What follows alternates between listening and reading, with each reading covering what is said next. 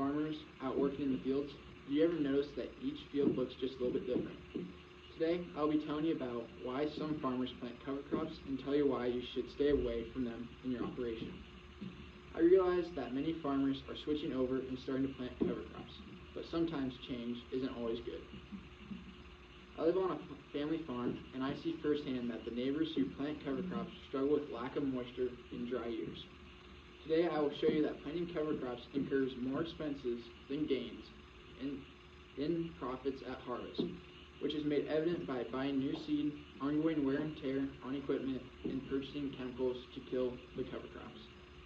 First, let's start with the counterclaim. Planting cover crops will increase your yield. Well, this is true to a certain extent. It all depends on where you look to make your money. The ground will receive more nutrients from cover crops. If I had planted cover crops, that means I would get to put on less nitrogen in the spring, which is saving money. According to the Nebraska Extension's office, extra nitrogen in the ground can be taken up by cover crops, and cover crops can store these nutrients and possibly recycle them to the following cash crop. When the cover crop dies, the nitrogen goes back into the ground. This strategy of planting cover crops stores more carbon in the soil as well. According to Purdue University, the roots and shoots of cover crops feed bacteria, fungi, earthworms, and other soil organisms, which increases soil carbon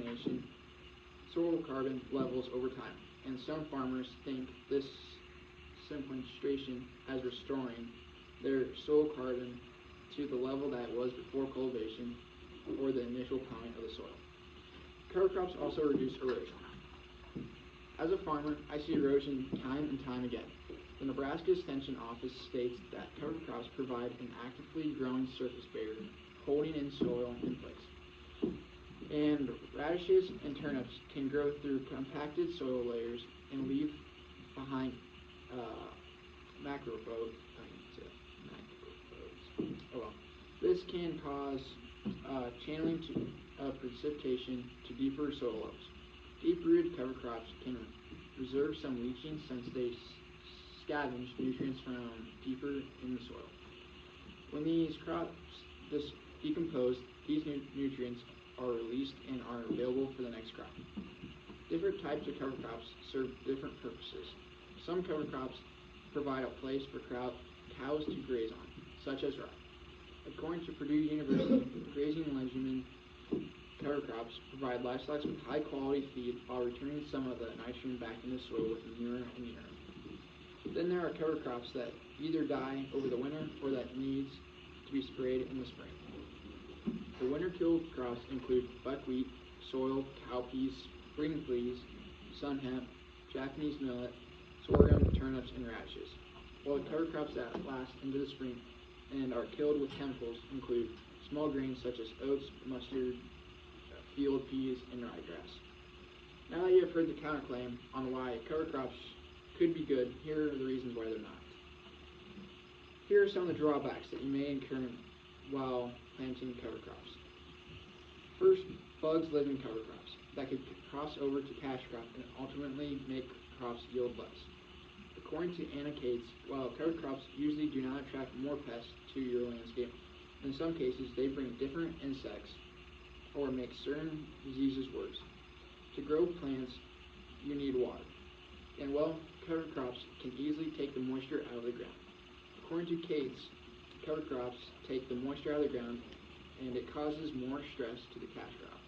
In 2022 and 2023 was a wet spring and cover crops did very good. But the summer turned out hot and dry and the cash crop didn't do good. This was the case where cover crops looked like they were good and ultimately turned out to be bad and caused less yield to the cash crop. Certain cover crops increase the spread of weeds. Cates also states that ryegrass is an extremely aggressive weed in wheat and should be avoided on all farms with wheat. If you have ever planted wheat before, wheat is very hard to spray, and the chemicals are limited and expensive. The economic risk of cover crops could almost make a farmer go broke in a bad year. The expenses come in a variety of ways. First, you need the cover crop in the ground. You can go one of two ways with this. You can buy a planter and have that major expense, or you can have someone else come in and custom plan for you. According to Herman, seeding cover crops is $5 to $18 an acre, depending on the crop. While the first expense is just getting the seed in the ground, another expense is getting the seed itself.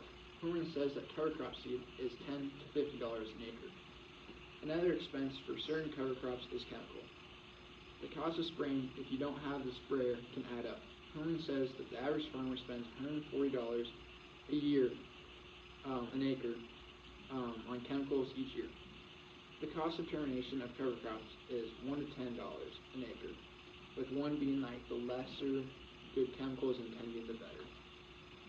With spraying, you need to be careful about what type of chemical you use because depending on the type of chemical can certainly affect the yield of the cash crop. If fields dry out and you put seeds in the ground, you certainly don't want to waste them, so you're going to irrigate them.